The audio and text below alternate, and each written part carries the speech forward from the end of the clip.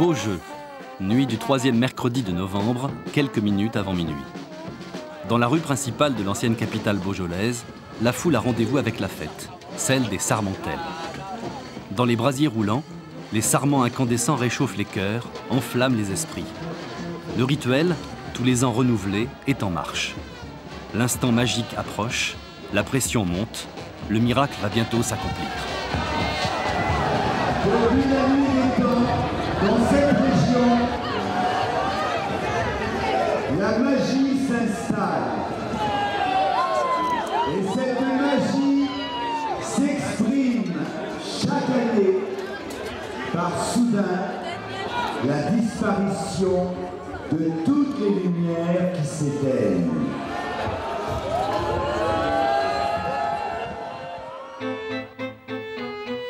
C'est en l'an de grâce 878 qu'une charte de Louis le Bègue confirme la possession, par 8 chanoines de Saint-Vincent, de biens comprenant des vignes au village de Beaugénis, qui va devenir Bellibocus, puis Beaujeu. En cette fin de l'ère carolingienne, qui pourrait penser que ces étendues forestières allaient devenir le riche vignoble du Beaujolais?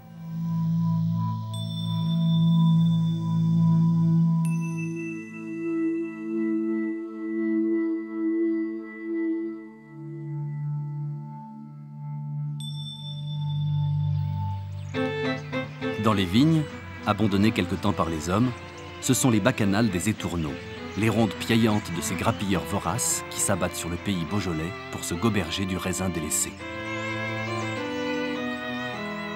En d'autres temps plus anciens, des pillards d'une autre espèce ravageaient déjà le pays beaujolais, érigé alors en baronnie, avec pour capitale Beaujeu.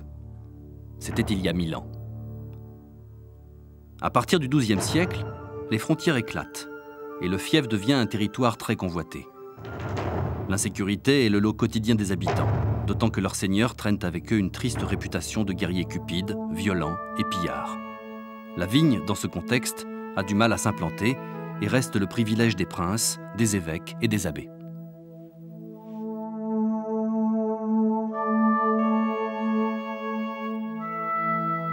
Les suppliques et prières au saint protecteur sont vaines, et il faudra l'avènement d'une femme d'autorité pour remettre de l'ordre dans ce pays de souffrance déchiré par les guerres intestines.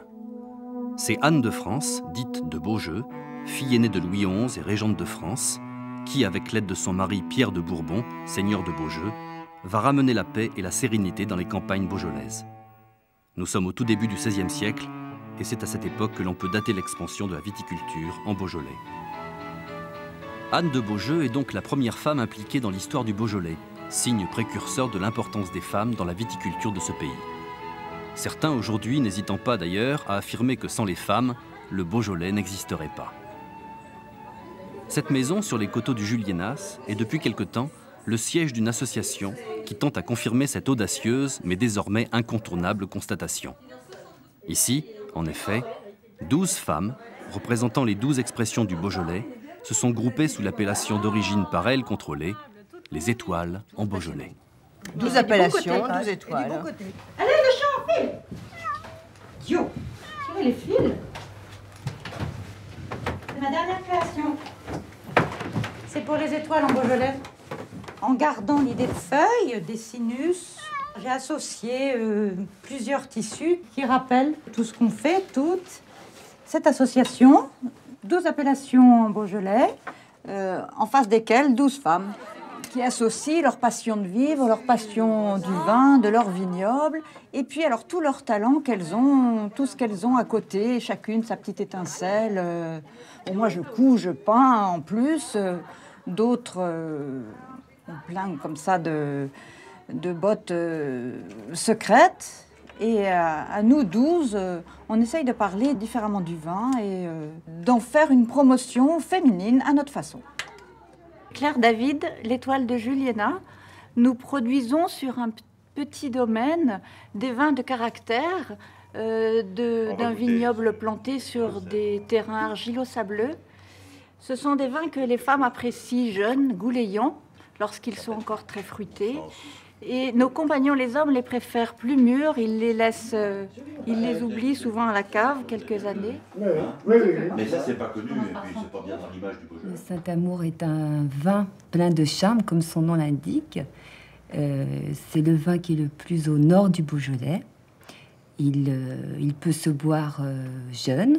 Il a beaucoup de ventes au moment de la Saint-Valentin, fête des amoureux. Et il peut vieillir en cave également, il n'en sera que meilleur. Le fleuri, c'est le vin au féminin. C'est la reine des Beaujolais aux arômes de fruits rouges, d'iris, de pivoine. Toute la finesse et le charme de ce vin viennent de sols granitiques sableux que nous avons sur notre domaine familial. Donc alors, bien qu'élevé au Bordeaux et ne buvant absolument pas de vin au début de mon mariage, donc j'ai été élevée, éduquée par mes beaux-parents et mon mari qui ont fait finalement, paraît-il de moi, une bonne dégustatrice. Alors plus intuitive et par le cœur que vraiment très professionnelle. Christiane Zimmermann, étoile du Beaujolais. Nos sols argilo-calcaires donnent un vin léger et fruité aux arômes de cerises et de groseille. C'est ma fille qui est en train de nettoyer les cuves. Marika, ça va? Ça se passe bien? Ouais. Mon père était émigré russe. Il a acheté difficilement cette propriété. Il y a beaucoup travaillé. Il a planté pratiquement toutes les vignes. Et sur la fin de sa vie, quand il était un petit peu âgé, il y avait quelques problèmes. Donc j'ai voulu l'aider à résoudre ces problèmes. Et finalement, je me suis totalement impliquée dans ce travail. J'ai laissé mon travail parisien pour revenir m'occuper totalement de cette vigne. Régnier, c'est un vin dont on dit encore qu'il est le dernier des crus du Beaujolais. En fait, c'est un dernier né qui maintenant a 11 ans, donc qui est grand, qui a fait ses preuves. C'est vraiment un vin de terroir et un vin plaisir. Alors, je suis l'étoile de Chirouble, Céline Mézia. Donc, on dit que le Chirouble, c'est un vin très féminin. Effectivement, c'est vrai qu'il est élégant, subtil, friand. Il a des parfums de violette, de pivoine, avec des nez rouges. Il plaît bien aux femmes. C'est souvent les femmes qui choisissent à la cave le Chirouble. Donc, je suis viticultrice, femme d'exploitant. J'aide mon mari, travailler dans les vignes. Donc je fais tout ce qui est les travaux viticoles. Bientôt, c'est la période d'étaillage. Donc on va aller tailler tous les deux sur 6,5 hectares. Après, ça va être une période un peu plus calme pour moi. Enfin, il y a aussi les bouteilles à commercialiser. Travailler à la cave. Je fais la mise en bouteille, en étiquette, la mise en carton. Puis j'accueille aussi beaucoup les clients. C'est moi qui suis responsable d'accueillir plus souvent les clients. Mon mari plus souvent à la vigne. Et donc après, il y a tout le reste, les travaux quand c'est l'été, les vendanges. Dans le métier de viticultrice, c'est surtout le contact avec la terre. Aussi le contact avec les gens. On établit un produit, on fait un produit et ça nous amène à le vendre, à en parler, à en discuter, à le goûter et avoir ce contact après avec les gens, à en parler aussi avec eux. Toute petite, mon premier mot, ça devait être dada au lieu de papa. J'ai toujours été passionnée des chevaux, c'est aussi le contact de la nature et vu qu'on la travaille tout le temps, là je passe à une autre période où quand je monte à cheval, je la vois autrement. Je vois les périodes, les couleurs, le Mont Blanc de Chirouble.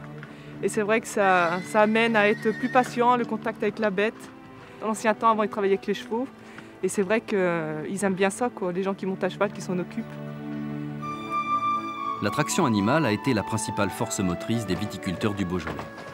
C'était un frein au développement de cette culture et le vin produit n'arrosait que les cités les plus proches du vignoble. Le cheval vapeur fut alors le salut de ces vignerons en quête d'expansion. En effet, l'ouverture de la voie ferrée Paris-Lyon-Marseille en 1854 va être un facteur décisif pour la commercialisation de ce vin, jusqu'alors essentiellement régional. Chargés dans les différentes gares du pays, les vins du Beaujolais vont gagner à la fois Lyon, mais également Paris, où se construisent dans le même temps les entrepôts de Bercy. À Lyon, on célébrera ce vin comme un des fleuves de la cité des Gaules, qui, avec le Rhône et la Saône, en compte donc désormais 3.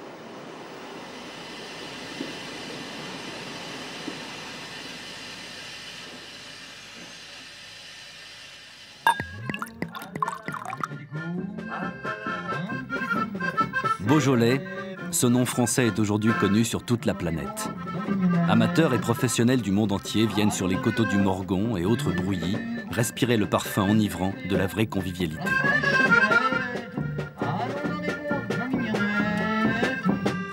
Everybody will take one bucket and you will go everywhere in the vineyard and you will have to pick the grapes. Dans le carré de vigne du hameau en Beaujolais, le musée du vin installé dans l'ancienne gare de Romanèche-Thorens, des importateurs américains sont en visite et goûtent aux joies des vendanges si particulières dans ce vignoble. C'est une façon pour eux de connaître et d'apprécier ce produit dont ils auront à assumer outre-Atlantique la promotion. Bonjour, comment allez-vous? Très bien, magnifique. C'est la première fois que vous venez ici? La première fois. Et d'où venez-vous? Dallas, Texas. Oh, il n'y a pas de raisin au Texas. Très peu et il n'est pas bon. Et aimez-vous le Beaujolais? J'adore.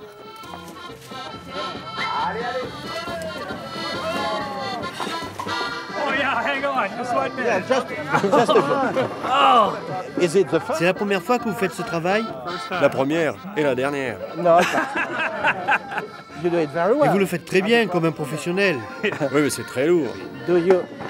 Aimez-vous le Beaujolais? Oh oui, les jours ici sont mes préférés. D'où venez-vous? De Missouri. USA. Ah, c'est fini d'être morose, jamais la vie de vie rose, tout est parfait de votre goût de Beaujolais.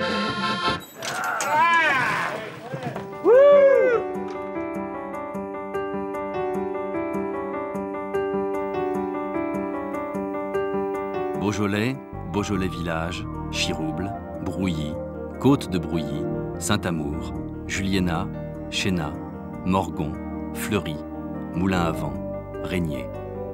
Toutes ces appellations ne sont pas le fait du hasard ou de complaisance. Elles sont le fruit d'un long travail, d'une rigueur sans faille, car pour accéder au titre envié d'appellation d'origine contrôlée, les fameuses AOC, il faut avoir fait ses preuves et pas les moindres. La mise en commun du savoir-faire des hommes, le choix d'un cépage unique, le gamay noir à jus blanc adapté à son terroir, ont porté loin la réputation des vins du Beaujolais. Mais c'est le statut d'AOC, créé en 1935, en pleine crise économique, qui a redonné leur chance à ces pays de vignobles où rien d'autre ne pousserait. L'AOC a permis de produire des vins riches sur des terrains pauvres.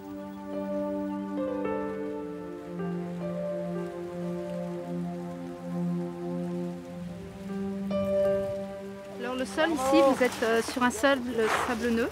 Toute cette région, nous on fait tous nos Beaujolais villages nouveaux, on le fait avec le sable. L'eau, tout passe à travers, tous les éléments passent à travers et c'est ce qui nous donne des sols très légers et permet de faire des vins légers, fruités.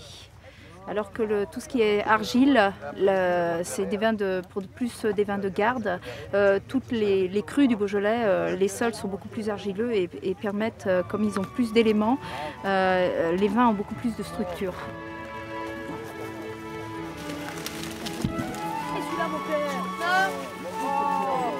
Le chardonnay est l'unique cépage du Beaujolais blanc. Le gamay est l'unique cépage du Beaujolais rouge. Sur les 30 000 hectares de gamay cultivés dans le monde, 22 700 le sont en Beaujolais. Mais cette spécificité n'est pas la seule en terre beaujolaise. L'obligation de vendanger à la main en est une autre. Ici, il faut garder la grappe entière, la trier sur place. Cela fait partie des conditions de production sans le respect desquelles l'appellation ne peut être attribuée. La spécificité et la qualité du Beaujolais passent par ces exigences-là. Pour faire un très bon vin, il faut d'abord un très beau raisin. Le gamay, c'est un raisin très joli, tout rond, noir, qui est sucré, très sucré. Et pour savoir si le raisin est bon, il faut déjà avoir envie de le manger. Donc si on a envie de le goûter, on sait que ça fera un très bon vin. Il y a un gage de qualité du raisin, c'est également, il faut que, quand on sait qu'il est vraiment à maturité, le picot est rouge. Le bout du picot est rouge. Le picot est un mot local. Oui, c'est la rafle. Ouais, oui, ce qui tient, la ce pédicule. Ce qui tient la grume. Et mon grand-père, c'était vraiment leur signe d'observation. Lorsque je me promenais avec lui, juste avant de voir, pour arriver à fixer la date des vendanges, il me disait, il prenait le raisin et c'était la première chose qu'il faisait. Il regardait le picou, il disait, il est rouge, donc il faut bientôt penser à ramasser le raisin. Et après, il le goûtait.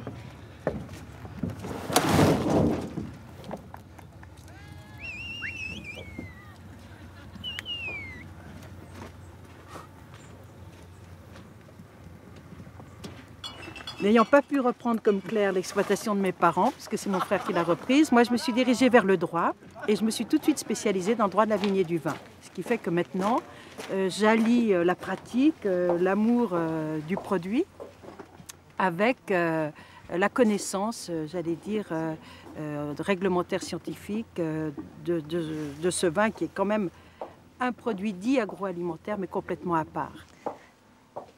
Être avocat du droit de la vigne et du vin, c'est un métier parce que, comme vous le savez, la vigne et le vin est un produit extrêmement réglementé, depuis la parcelle jusque, j'allais dire, à la bouteille, à l'étiquette. Et dans chaque région, on a, en fonction des particularités de la façon d'exploiter, des dossiers différents. Ça peut être les problèmes entre les bailleurs et les preneurs, les problèmes vis-à-vis de l'INAO, les problèmes vis-à-vis des douanes, de la répression des fraudes, sur l'étiquetage, sur les pratiques œnologiques. Et toute notre législation a beaucoup évolué. Parce que le droit de la vigne et du vin en France a été créé à la fin du XIXe siècle.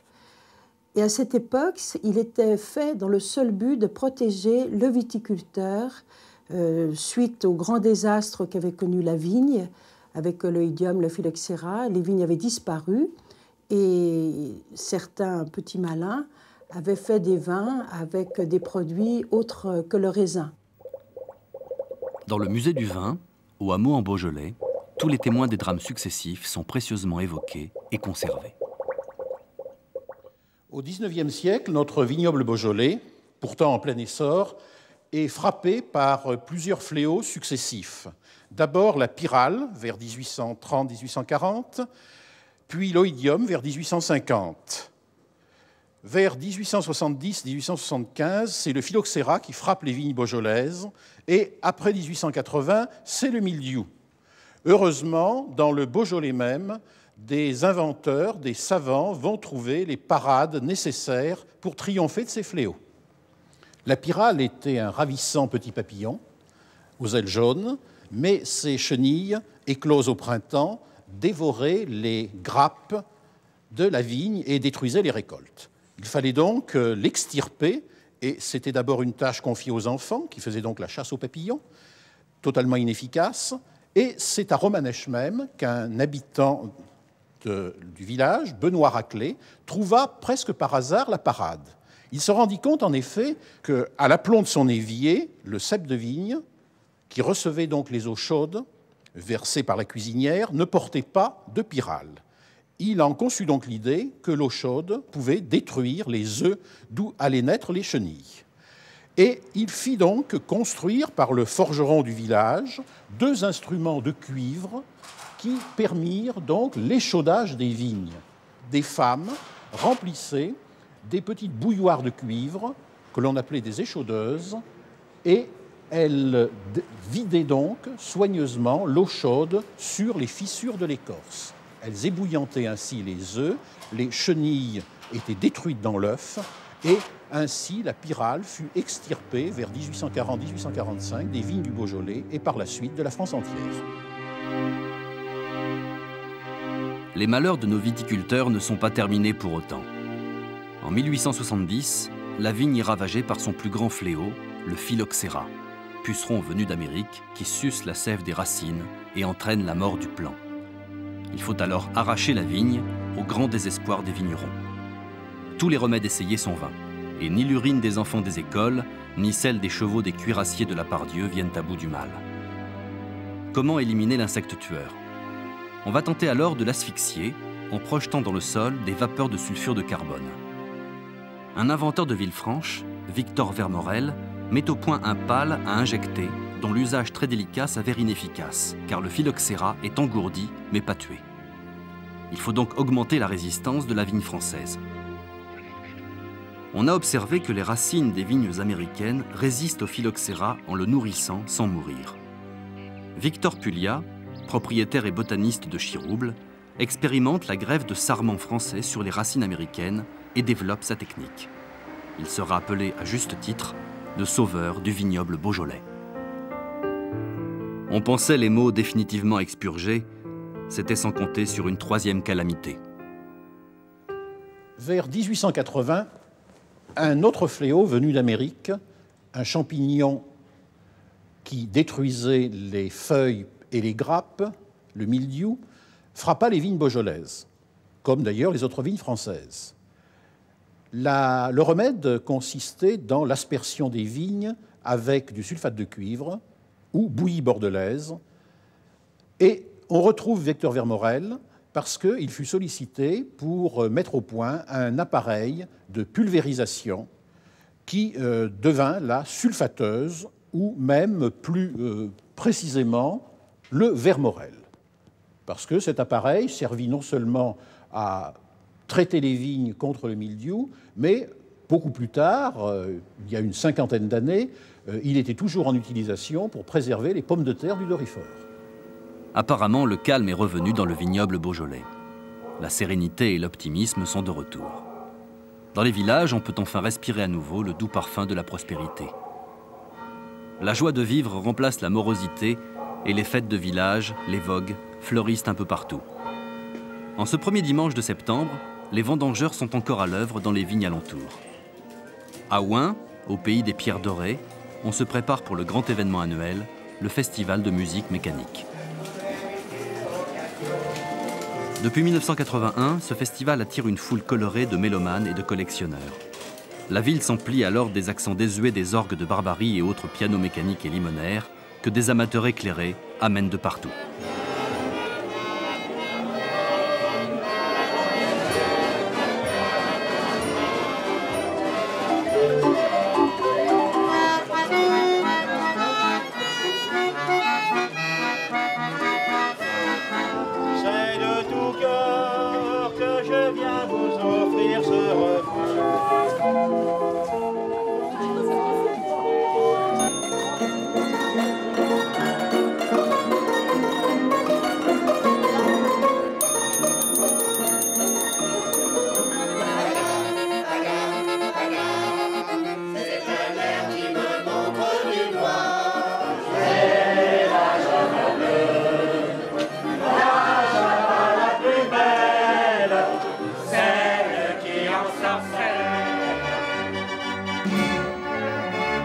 Deux complices sont à l'origine de cette joyeuse manifestation, Maurice Fèvre et Jean Hérault.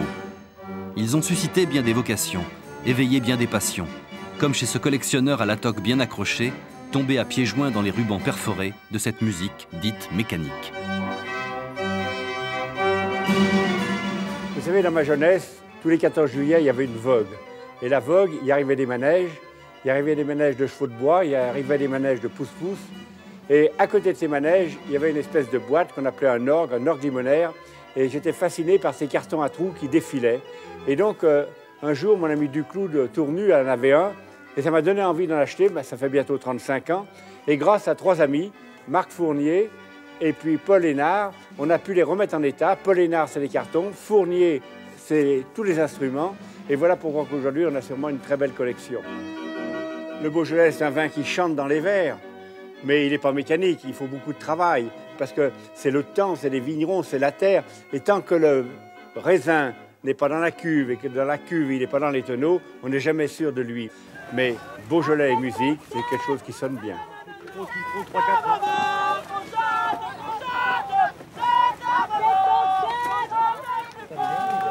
La musique paillarde ou légère, la peinture ou la poésie ont fait leur place en terre beaujolaise.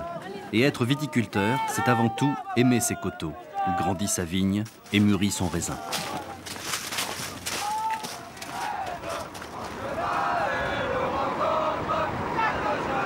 Le Beaujolais inspire, le Beaujolais attire, le Beaujolais invite. La littérature en a fait une terre d'accueil. Colette, vers la fin de sa vie, est venue ici respirer les fortes senteurs du terroir. Nous prîmes un autre jour une autre route, gravîmes un autre coteau. Je voyais la récolte lente, les paniers pleins, la soif qui croit se satisfaire en mordant la grappe et qui s'attise. Je refoulais le persistant été du côté de l'astre, des mouches, des guêpes folles, des mantes poussiéreuses, du côté où l'on voyait luire un tesson miroitant de saône tombé au loin dans un vallon. Et puis Colette arrive au château Thivin, Et là, petite déception. La cour couverte résonnait de voix, de roues, de pas lourds chaussés, car les 40 vendangeurs du domaine descendaient à leur repas, escortés de leur gaillarde et vineuse odeur. J'aurais voulu les suivre. Elle ne le put, car son déjeuner était déjà servi dans la fraîcheur et le calme du salon de ses hôtes.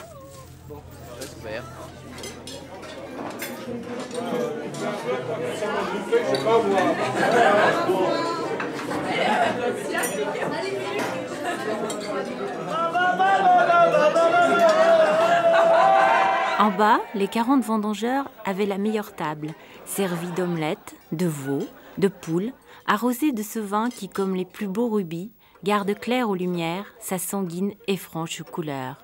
Pendant ce temps, à l'étage, Colette déjeunait sagement en compagnie des propriétaires, Yvonne et Claude Geoffray. Tante Yvonne et son mari, Claude Geoffray, étaient des promoteurs du Beaujolais, si on peut dire. Ils ont passé leur vie à la promotion et à la connaissance de ce beau vignoble.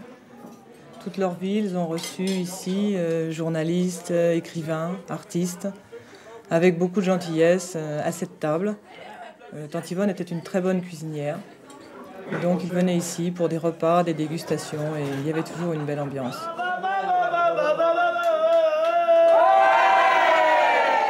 Colette avait été touchée par l'ambiance des vendanges en Beaujolais. C'est en effet un moment intense pour les propriétaires.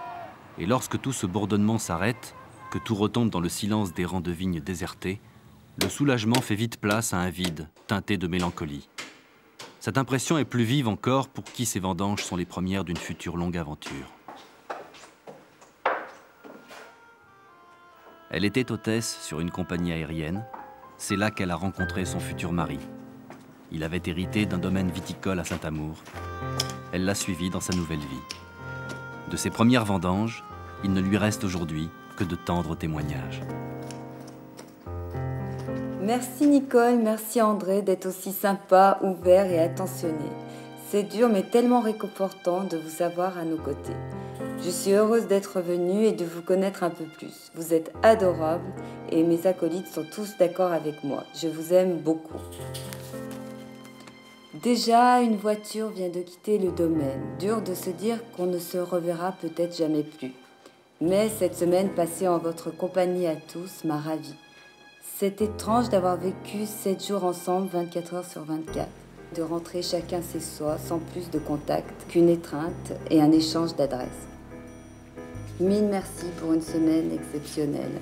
Je reviens l'année prochaine et espère que vous en ferez autant. La saison des vendanges finie, Colette, avant de quitter les coteaux du Beaujolais, avait fait une dernière halte dans un autre lieu mythique du vignoble, le château de la Chaise. Niché au flanc d'un des coteaux du Brouilly, le château de la Chaise a été construit en 1674 sur les plans de Mansart par François de la Chaise, frère de son illustre aîné, le révérend père de la Chaise, confesseur de Louis XIV, connu des Parisiens par le nom qu'il a donné à un célèbre cimetière de la capitale. Son cuvage abrite la plus longue cave du Beaujolais. 110 mètres entièrement voûtés, où s'alignent des centaines de fûts et cuves dans lesquels s'affine le brouillis du domaine.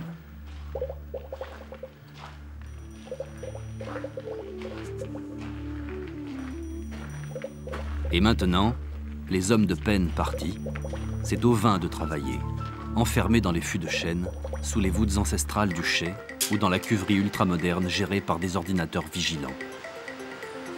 Mais avant cela, des étapes essentielles ont transformé le raisin en vin. C'est la vinification. Ici, en Beaujolais, elle est particulière, organisée autour de règles strictes. Les Lyonnais, qui sont les pères historiques de ce vignoble, ont, semble-t-il, tendance à oublier leur enfant. Il est bon de leur rafraîchir la mémoire, en allant au cœur de la ville, faire la démonstration de cette spécificité beaujolaise qui en fait sa renommée. La vinification beaujolaise consiste à remplir par le haut de la cuve en grappe entière, cette cuve, et on va constituer progressivement 3 parties. Une partie qui est au fond, qui est constituée du jus qui va fermenter sous l'effet des levures. C'est la transformation du sucre en alcool. Une partie des grappes est dans le jus, elle macère.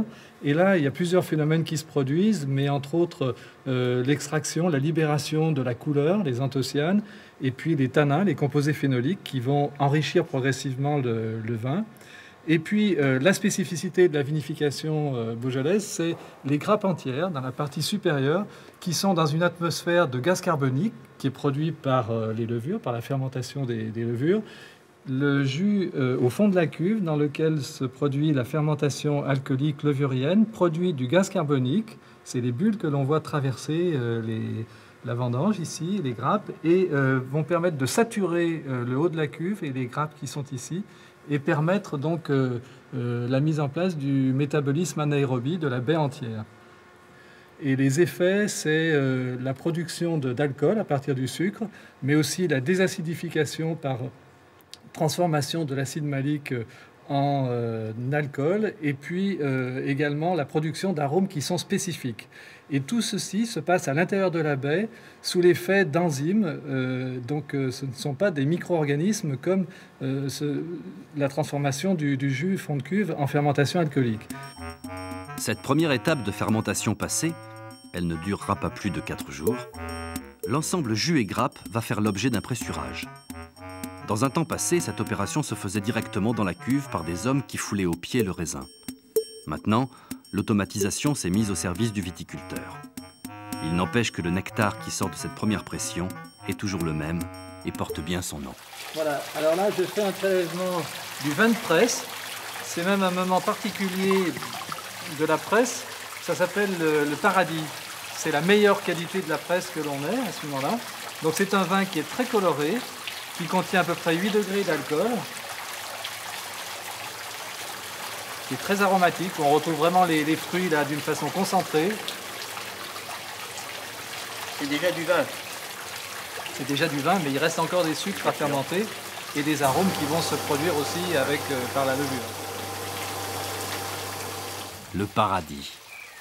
Noé, qui a dans son arche sauvé le monde animal et végétal du déluge, l'aurait bien mérité. Il fut, nous dit l'Ancien Testament, le premier vigneron de l'humanité. Il sera puni de l'abus qu'il fit de sa première production de boissons quelque peu fermentée. Mais cette Bible-là ne donne-t-elle pas au vin des lettres de pieuse noblesse? Dans les salles de soins du vieil hôtel Dieu de Belleville, face à l'autel, les malades, en écoutant la lecture des évangiles, devaient être persuadés du bien fondé de ce breuvage.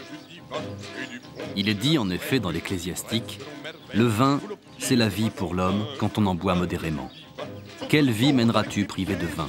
Il a été créé pour la joie des hommes. » Dans l'apothicairerie de l'hôpital, il figurait en bonne place pour l'application de certains soins. Et ce n'est que dans les années 70 qu'il a été écarté des prescriptions médicales. On parle aujourd'hui du French Paradox. Des études démontrent qu'en France et généralement dans les pays méditerranéens, grâce au vin, la longévité est plus grande et certaines pathologies moins nombreuses que dans d'autres pays. Une association, Vin, Santé, Plaisir de Vivre, en complicité avec le pharmacien d'un laboratoire d'œnologie, travaille à cette culture de la consommation modérée du vin. Et donc c'est très très beau ça comme couleur et ça doit être riche en tanins et en polyphénol. Je crois que le travail qu'on développe depuis maintenant 3-4 ans commence à porter ses fruits, non? Oui, le travail annexe du laboratoire, donc hors saison, c'est de voir comment on extrait ces polyphénols, qui sont bons pour la santé, et aussi de casser l'image de marque du Beaujolais primeur, qui lui doit être souple, à l'opposé d'Avant-Garde, qui lui doit avoir de la matière. L'intérêt, c'est que ces tanins, les polyphénols, sont aussi des antioxydants, non seulement pour le vin. Oui, mais ça sert aussi à l'homme, puisque les antioxydants, c'est ce qui regroupe l'essentiel des qualités des boissons alcooliques et du vin en particulier sur la santé et le vieillissement. On explique en partie l'effet contre l'infarctus et les maladies cardiovasculaires, mais tout le vieillissement, l'Alzheimer. Et il est important d'avoir des vins qui sont riches en polyphénol, à condition bien sûr que les gens l'utilisent avec modération. Le travail de la vigne, accompli, lui, sans modération par des générations de viticulteurs, est un véritable acte culturel spécifique à chaque vignoble. En ce jour de la mi-novembre, une centaine de ces viticulteurs se sont réunis pour élire celui qui portera toute cette année les couleurs des appellations Beaujolais, Beaujolais Village. Ce rituel, chaque année répétée, est à l'initiative d'un des leurs, viticulteur et négociant, un de ceux qui a employé toute son énergie à faire connaître au monde entier son cher Beaujolais. Georges Duboeuf est né au milieu des tonneaux. Très jeune orphelin de père, ce sont des femmes qui l'ont d'abord élevé. Mère, grand-mère, grande sœur, puis un frère, de 10 ans son aîné. D'abord vigneron sur le terrain, il a très vite pensé à la commercialisation du produit en allant sur sa bicyclette solliciter les restaurateurs alentours. Puis, quelques années plus tard, une idée a germé dans sa tête. L'embouteillage à domicile. Voilà, ça c'est notre camion de mise en bouteille qu'on a créé donc, il y a très longtemps de cela. C'était en 1957 qu'on a eu l'idée de devenir embouteilleur à façon. Et on était les premiers en France à être embouteilleur à façon. Ça remonte très loin. Et donc ce matériel, il avait pour but d'aller chez le vigneron, prendre le vin dans sa cave, là où il était logé, en fût ou en cuve, on prenait le vin. Et là, on avait installé aussi cette remorque qui nous permettait donc de faire les différents traitements du vin qu'on doit faire pour le mettre en bouteille. Et ensuite, d'ici, il allait dans ce vieux camion qui a toute une histoire, parce qu'en fait, à l'origine, c'était un camion qui servait à aller faire les radios dans les petits villages de la Haute-Bourgogne. Et après, comme il était extensible, monté sur une crémaillère, moi, je me suis dit, pourquoi pas le transformer pour en faire un camion pour aller faire la mise en bouteille à la propriété. Les bouteilles, elles venaient d'abord sous cette forme-là, conditionnées comme ceci. On les prenait, on les lavait. Ici, on les mettait dans des casiers. Elles partaient au remplissage, à la mise en bouteille. Et donc là, il y avait le tirage, le bouchage. Et après, elles partaient donc directement dans les casiers pour être stockées en nos caves ou être expédiées à un endroit ou à un autre. Voilà quelle était notre histoire d'embouteilleur à façon. Bernard Pivot a écrit un jour Georges Duboeuf, un nez au-dessus d'un verre. Alors c'est vrai quelque part que je ne peux pas nier que j'ai souvent le nez au-dessus d'un verre. Alors si vous voulez bien, on va vous faire assister un petit peu comment ça se passe, à savoir que donc l'important c'est de voir d'abord la limpidité, la couleur, et puis ensuite les arômes. Les arômes sont très importants.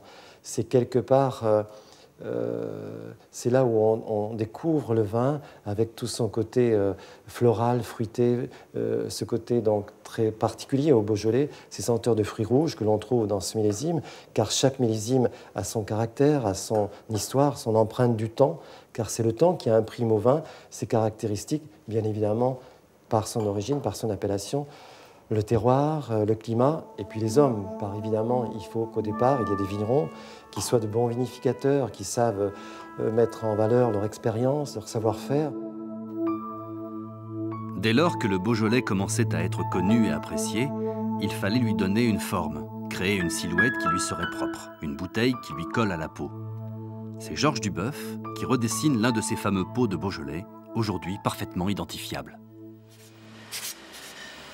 Dans ce monde moderne, basé sur la consommation, l'acheteur doit être séduit et convaincu au premier coup d'œil.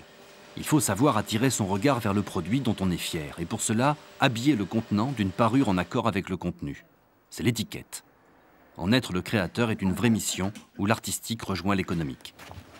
Bonjour, bonjour. Bonjour. Je suis un petit peu en retard, excusez-moi. Bon, alors, est-ce que vous avez commencé à regarder un petit peu, là, l'évolution du poster, là? Oui, c'est ce qu'on était en train de... On attendait les commentaires de M. Tomatis, justement. Bah, écoutez, moi, je vous dis franchement, moi, je préférais l'autre. Bah alors ça. Tout a évolué, vous Oui, aussi, bien sûr. monsieur Tomatis. L'étiquette doit faire aimer le vin, elle doit faire rêver.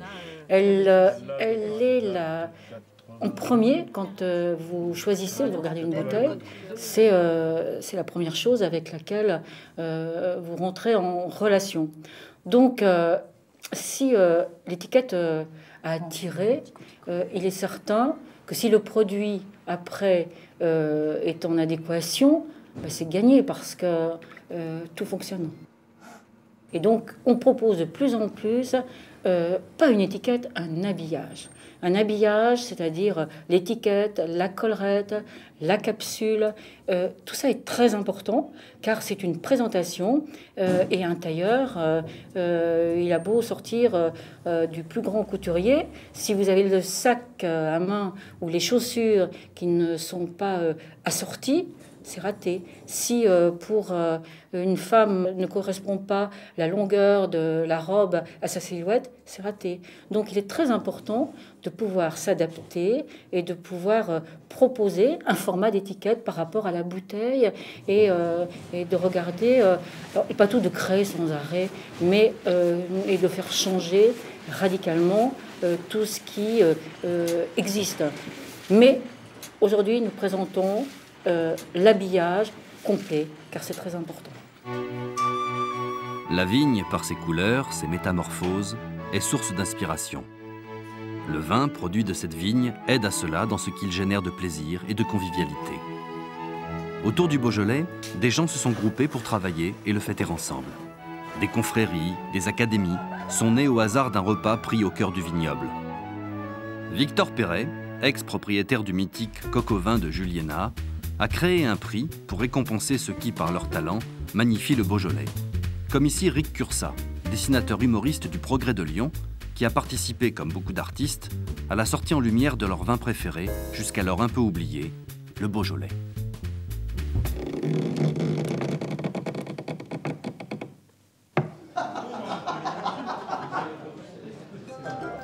Le Beaujolais. Ce mot magique regroupe 3 significations. C'est d'abord le nom de ce vin de renommée internationale. C'est aussi celui d'un pays aux charmes exquis. Et enfin, ce mot désigne les hommes qui vivent dans ce terroir d'exception. C'est grâce à ses fortes personnalités, pour la plupart disparues, que ce vignoble est aussi connu.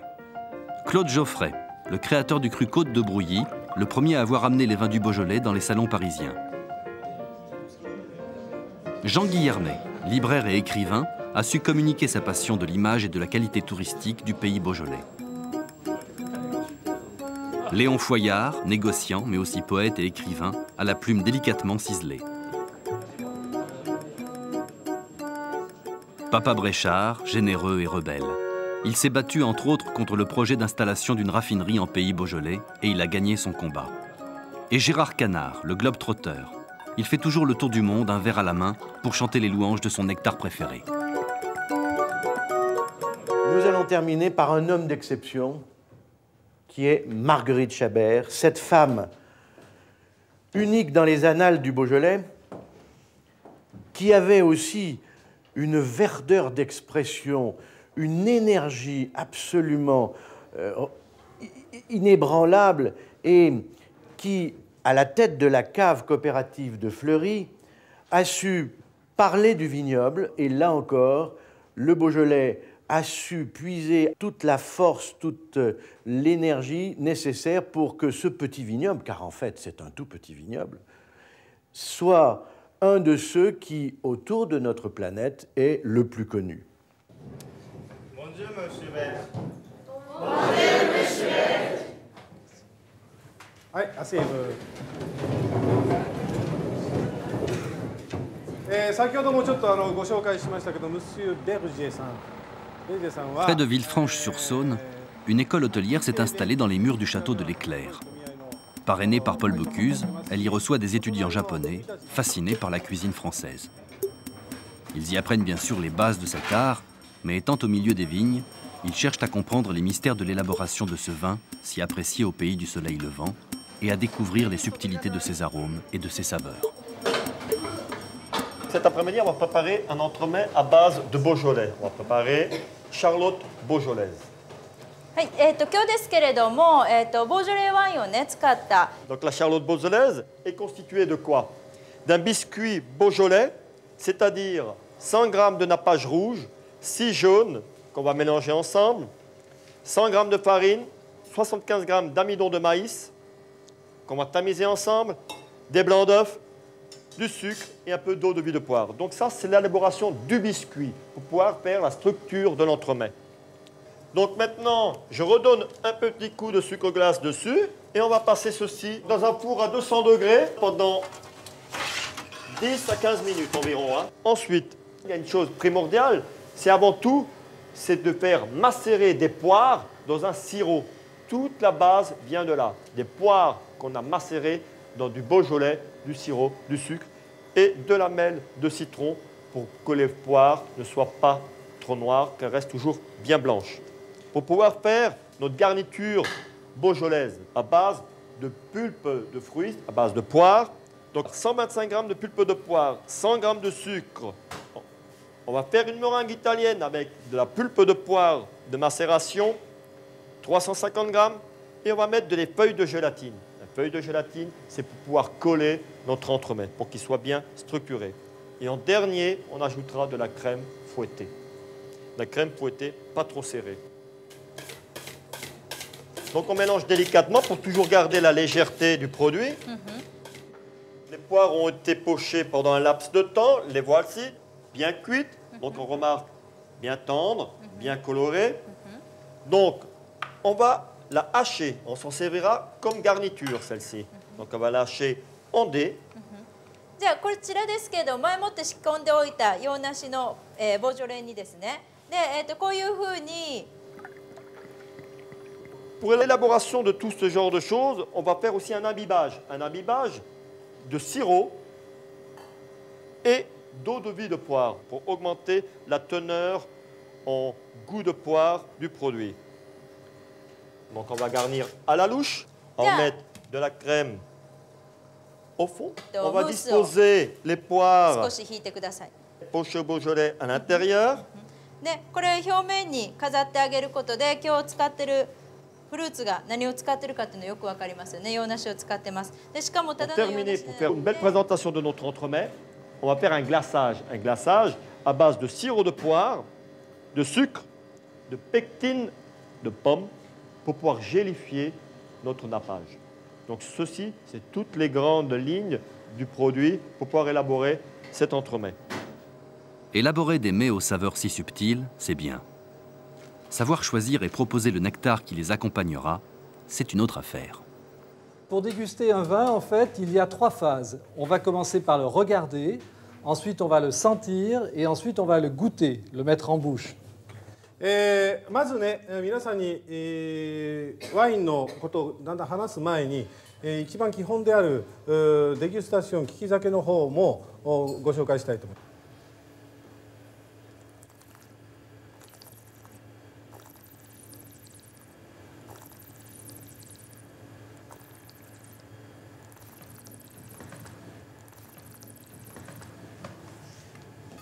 Donc vous faites rouler le vin dans la bouche et là, vous allez sentir des odeurs qui sont un petit peu différentes, avec des nuances sensorielles qui sont différentes.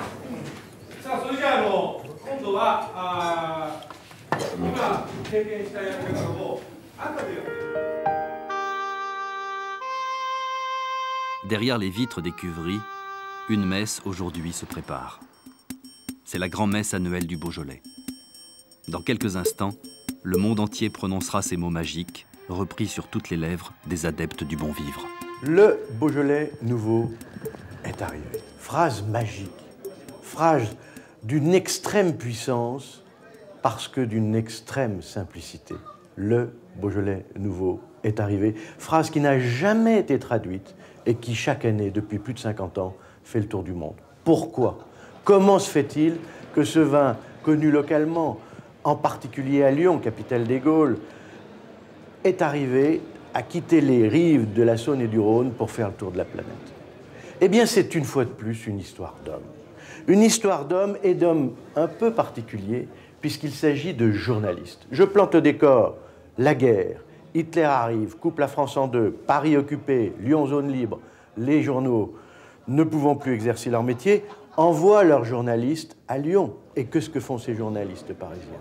Eh bien, progressivement, ils poussent les portes des bistrots. Et qu'est-ce qu'ils trouvent sur les tables des bistrots? Le vin local, le vin que tout le monde connaît sans savoir et sans avoir besoin même de le nommer, puisqu'il n'y a que celui-ci. C'est le Beaujolais. Et la guerre se passe. Qu'arrive-t-il? Il rentre à Paris.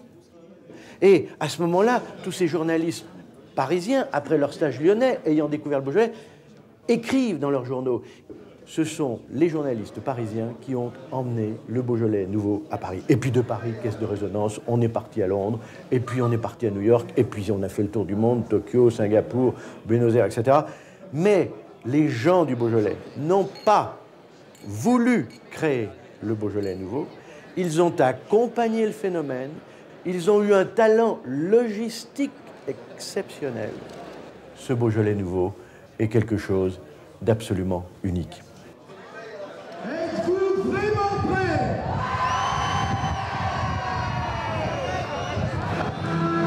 5, 4, 3, 2, 1.